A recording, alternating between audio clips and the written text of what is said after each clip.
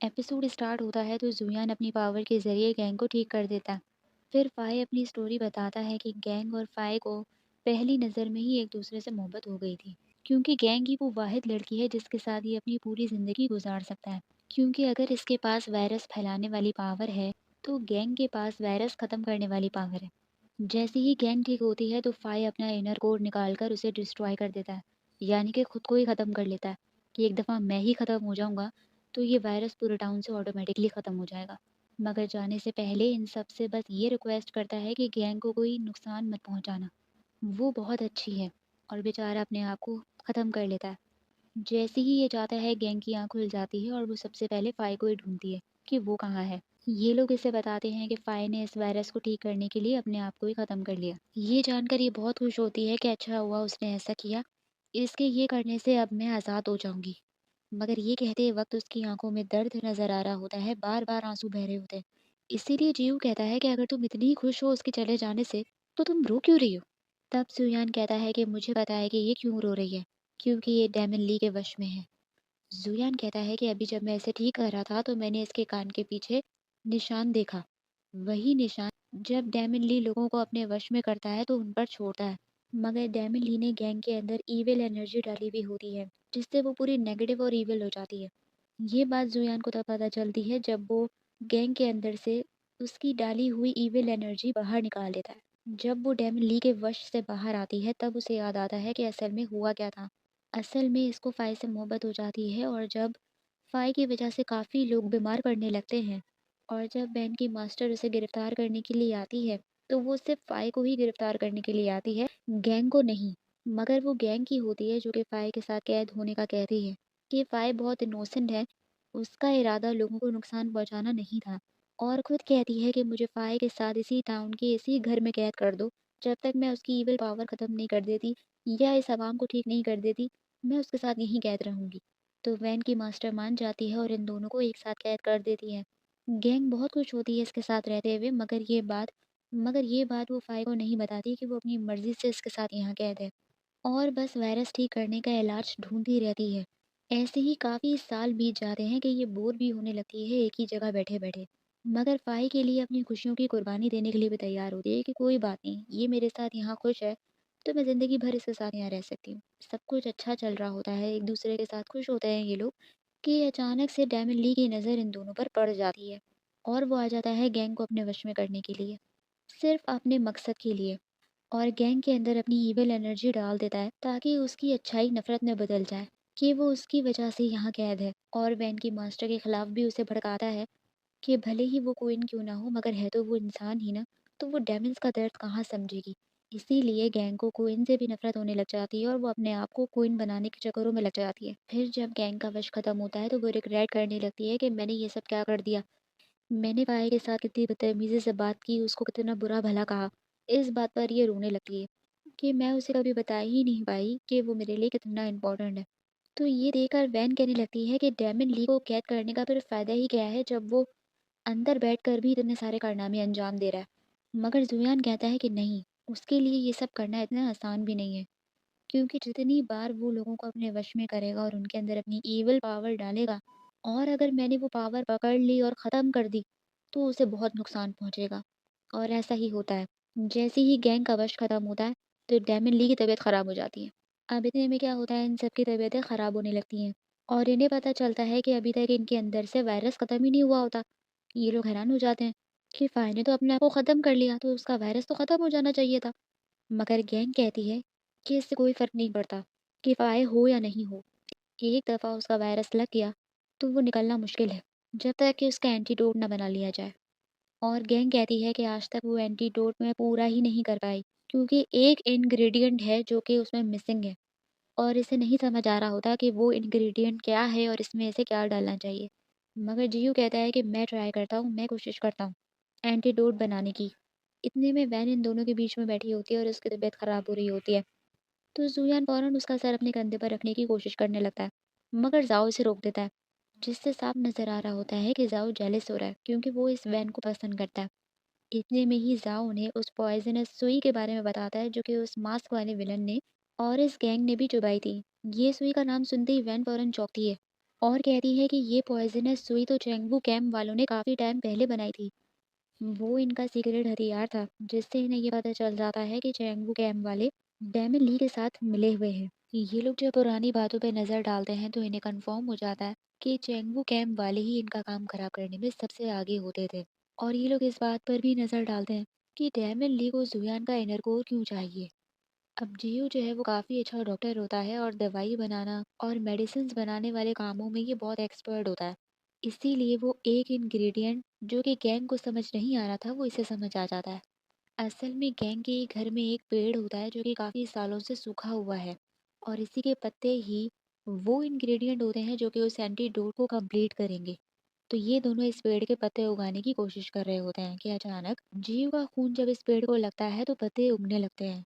वो फटाफट इन पत्तों को डालकर एंटीडोट बना लेता है और जब वो एंटीडोट ये सब पीते हैं तो उन सब का वायरस खत्म हो जाता है। सबके सब ठीक हो जाते हैं। गैंग इस कैद में 100 साल से कैद हुई भी होती है, तो आज ये लोग फाइनली उसे रिहा कर देते हैं। क्योंकि एक तो वो इनोसेंट होती है और उसकी खुद की ऐसी कोई इंटेंशन नहीं होती। ये सब डेमिन ली का किया धरा होता है। ये लोग इसे कैद से बाहर तो निकाल देते हैं मगर ये खुद ही इस घर से बाहर नहीं जाना चाहती और कहती है कि वो इस घर को नहीं छोड़ेगी क्योंकि यहाँ पर फाई की यादें हैं। उधर जीयू अकेला उस पेड़ को देख रहा होता है और जैसी टच करता है तो उस पेड़ की लड़ियाँ उसे पकड़ने लगती हैं। वो डर जाता है और जैसे ही अपना मुंह ऊपर करता है तो उसकी आंखें ब्लैक होने लगती हैं। फिर सीन चेंज हो जाता है और वो उसी पेड़ के पास बैठा होता है। तो इसके पास जाओ आता है कि तुम यहाँ अकेले बैठे क्या कर रहे हो। तब वो इसे बताता है कि इसकी माँ की डेथ ऐसे ही किसी पेड़ की वजह से हुई थी, यानी कि वो डेमन पेड़ था जिसने इसकी माँ को ख़त्म किया था। फिर दूसरी तरफ दिखाते हैं कि ये लोग सारे पूरी आवाम में वो एंटीडोट बांट देते हैं और सबकी तबीयत ठीक हो जाती है। अब ये लोग कल डायमंड वर्ल्ड निकलने का फैसला करते हैं मगर आज का दिन यहीं बिताते हैं। अब आज कोई फेस्टिवल होता है इसलिए सारे एंजॉय कर रहे होते हैं एक साथ। वैन और जुयान भी एक साथ बैठे होते हैं, फेस्टिवल मना रहे होते हैं। सब बहुत खुश होते हैं, नाच रहे होते हैं, गा रहे होते हैं। मगर पायसी उदास होती है अपने भाई की याद में, इसीलिए उसके पपेट को लेकर बैठ जाती है। तो उसका भाई फिर से आ जाता है और कहता है कि मैं जानता हूँ कि तुम उदास हो, इसीलिए मैं तुम्हें कंपनी देने के लिए आया हूँ। फिर जब ये वापस इन लोगों के साथ आकर बैठती है तो एकदम से अचानक वैन कहती है कि हम एक गेम खेलते हैं, सच बताने वाला गेम। इसके पास एक पौधा होता है जो कि बता सकता है कि कौन सच बोल रहा है और कौन झूठ बोल रहा है। वो कहती है कि जिस पर भी ये लकड़ी आएगी उससे सवाल किया जाएगा। ये सुनकर पायसी घबराने लगती है और सबसे पहले वो लकड़ी पायसी पर ही आती है।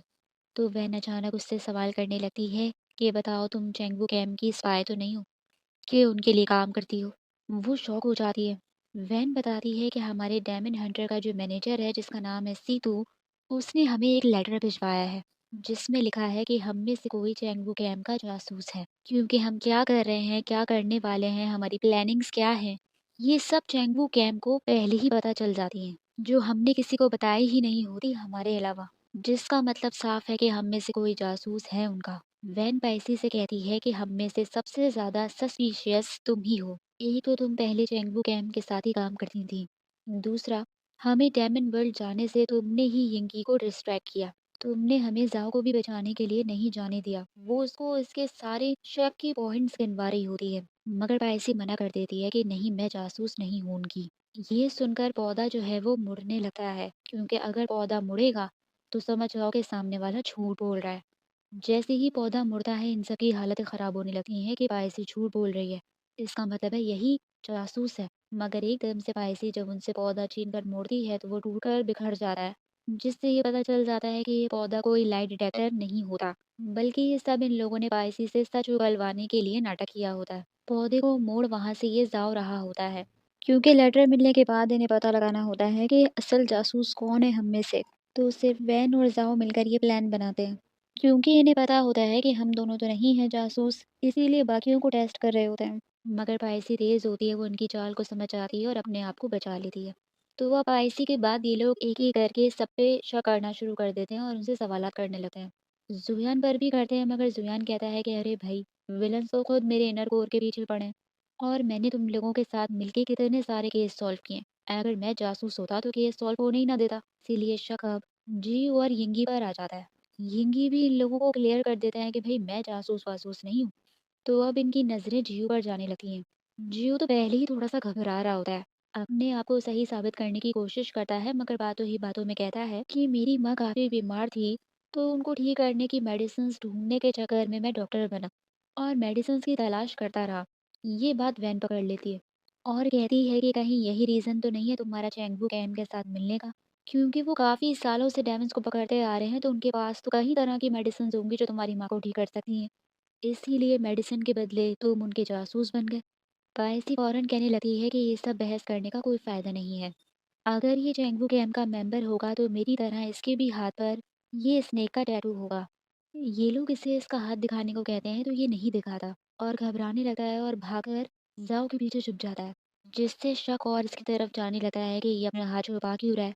वैन कहती है कि हमारा मैनेजर सीतू जो है उसने लेटर में जियो का नाम ही लिखा है कि उसे इस पर ज़्यादा शक था कि ये उनका जासूस है। मगर जियो मना करने लगता है और कहता है कि नहीं, मैं जासूस नहीं हूँ, तुम लोग मुझ पे भरोसा क्यों नहीं कर रहे हो।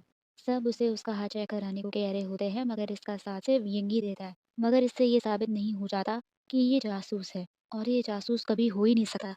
कोई जो भी बोले जियो को इससे ज़्यादा फ़र्क नहीं पड़ा होता। वो सिर्फ जाओ को देख रहा होता है कि आपको मुझ पर भरोसा नहीं है, क्योंकि उसकी ज़्यादा अटैचमेंट इसी से होती है। जब जाओ भी उसे उसका हाथ दिखाने को कहता है, तो उसे गुस्सा आ जाता है और गुस्से में सबको अपना हाथ दिखाता है। उस पर कोई टैटू नहीं बना हुआ होता। तो कहता है अब तो यकीन आ गया ना कि मैं जासूस नहीं हूँ, और गुस्से में वहाँ से चला जाता है। बाद में सब आ रहे होते हैं इसे मनाने के लिए, मगर किसी के लिए दरवाज़ा नहीं खोलता, क्योंकि इसे इंतज़ार सिर्फ जाओ का होता है। जब जाओ आता है तो फ़ौरन दरवाज़े के पास आकर खड़ा हो जाता है कि वो मुझे मनाएगा, सॉरी बोलेगा। मगर ज़ौ भी इतना एम्बैरेस हो रहा होता है कि वो कुछ नहीं बोल पाता। दूसरे दिन सारे इससे अच्छे से बात कर रहे होते हैं, मगर इसकी नज़रें सिर्फ ज़ौ पर होती है, क्योंकि वो चाह रहा होता है कि वो इसे मनाए। मगर ज़ाओ को तो बच्चों को मनाना आता ही नहीं है। इसीलिए उल्टा ज़ुयान उसे मशवरे देने लगता है कि अरे मैं बताता हूँ कि बच्चों को कैसे मनाया जाता है। उन्हें बस एक टॉफ़ी दो, उनके सर पे हाथ फेरो, तो वो मान जाएँगे। तो ज़ाओ उसकी बात पर गौर करने लगता है और यही एपिसोड खत्म हो जाता है। तो आप लोग मुझे बताइए आपको एपिसोड कैसी लगी? लाइक कीजिए, सब्सक्राइब कीजिए और कमेंट भी कर लीजिए। Thank you so much.